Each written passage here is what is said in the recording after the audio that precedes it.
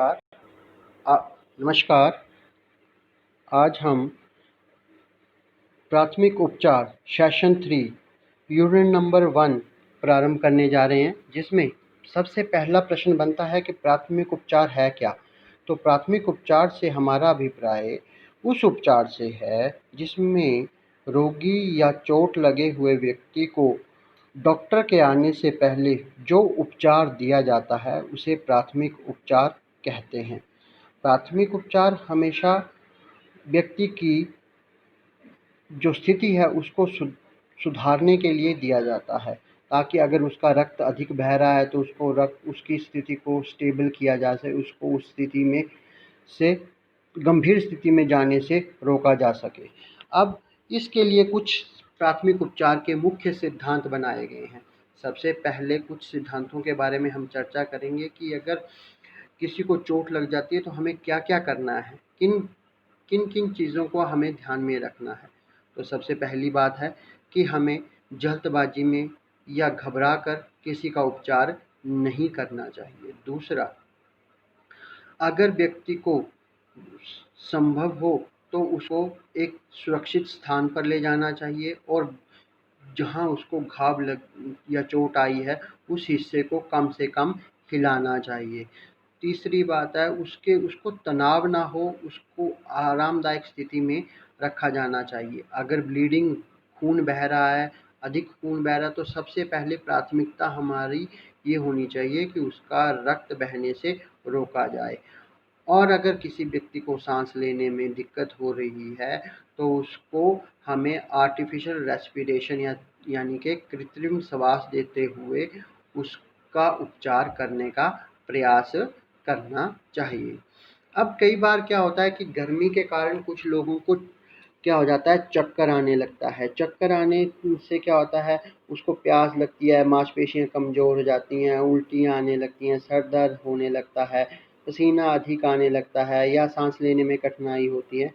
तो क्या क्या करना चाहिए ऐसी स्थिति में? उसके कपड़ों को थोड़ा ढीला कर देना चाहिए, उसको गीले कपड़े से पानी के साथ कपड़े को गीला करके उसको स्पंज करना चाहिए, या उसको इसके साथ साथ उसको ठंडा पानी पीने के लिए देना चाहिए, या स्पोर्ट्स ड्रिंक्स देने चाहिए। स्पोर्ट्स ड्रिंक में जैसे फ्रूटी हो गई या कोल्ड ड्रिंक्स हो गए, इस तरह से, ताकि उसकी स्थिति में सुधार लाया जा सके।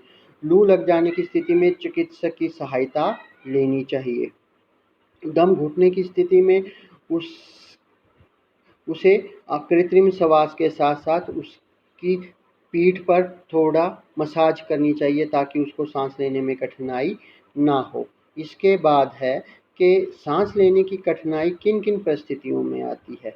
कई बार कुछ लोगों को सांस लेने की वैसे भी दिक्कत होती है, समस्या होती है, तो कई बार कुछ लोगों को कोई इस तरह से अटैक पड़ जाता है तो उनको क्या क्या करना चाहिए। व्यक्ति को उसकी पीठ के सहारे टिकाना चाहिए, उसको बिठाना चाहिए। दूसरा, सिर को झुकाएं ताकि थोड़ी ऊपर की तरफ किया जा सके और उसके सीने को थोड़ा सा दबाने के साथ साथ उसकी जीभ से गले में की सभी रुकावटों को दूर हटाना चाहिए। जीभ को बिल्कुल सीधा करना चाहिए, माउथ टू माउथ रेस्पिरेशन करनी चाहिए। इससे उसकी सांस लेने की जो क्षमता है उसमें सुधार आएगा और उससे जो समस्या सांस लेने में हो रही है उसमें भी उसको थोड़ा आराम मिलेगा। इसके बाद है, अगर किसी व्यक्ति को रक्तस्राव हो रहा है, रक्तस्राव का अर्थ होता है खून बह रहा है, दौड़ते हुए, साइकिल चलाते हुए या व्यायाम करते हुए या घर का कोई काम करते हुए कई बार क्या होता है, चोट लग जाती है और उसके कारण हमें खून निकलना शुरू हो जाता है। तो हमारा सबसे पहला उद्देश्य होना चाहिए कि खून को बहने से रोकना है। तो खून को बहने के से रोकने के लिए हम क्या क्या इस्तेमाल करते हैं। एक तो सबसे पहली बात है कि जख्म को पहले साफ पानी से धोना है, डेटॉल का इस्तेमाल करना है, कॉटन का इस्तेमाल करना है ताकि खून को बहने से रोका जा सके। दूसरी बात है कि जहाँ से रक्त बह रहा है उस अंग को हृदय के स्तर से थोड़ा ऊपर उठा के रखना है ताकि जो रक्त का प्रवाह है वो कम हो जाए और रक्त बहना कम हो जाए।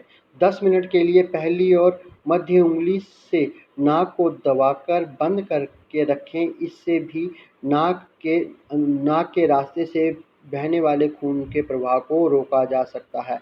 ये तब होता है जब किसी को नक्सीर आ रही है या नाक के रास्ते से खून निकल रहा है। जब नाक बंद होता है, व्यक्ति को अपने मुख से सांस लेनी चाहिए। यदि रक्तस्राव जारी है तो उसे तुरंत डॉक्टर की सहायता प्रदान करनी चाहिए। इसके बाद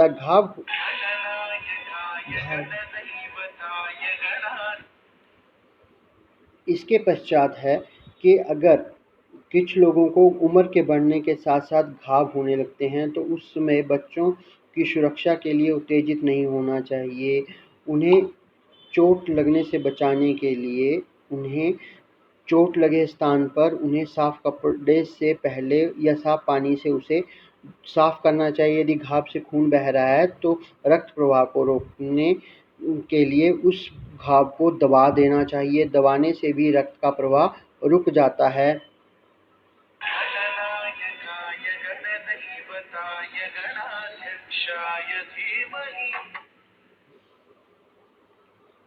इसके साथ साथ अगर खून बहना धीमा करने के लिए घायल हिस्से पर हृदय के स्तर से ऊपर उठा देना चाहिए। ये सब बातें मैंने आपको अभी बता दी हैं। इसके बाद है कुछ छोटे मोटे घावों पर हम हल्दी का इस्तेमाल भी करते हैं या ऑइंटमेंट्स का इस्तेमाल करते हैं, जिससे क्या होता है कि खून बहना रुक जाता है। गहरे घावों को तो तुरंत डॉक्टर के पास ले जाना चाहिए और उसे साफ कपड़े से, साफ कॉटन से, स्टरलाइज कॉटन जिसको डॉक्टर्स जो हैं वो जो कॉटन इस्तेमाल करते हैं उसका इस्तेमाल करके जख्म को साफ करना चाहिए। इन सब बातों को बहुत अधिक ध्यान रखना चाहिए, क्योंकि अगर हम उन चीज़ों का ध्यान नहीं रखेंगे तो जीवाणु उसमें पैदा हो जाएंगे और उससे और अधिक समस्या उत्पन्न हो सकती है।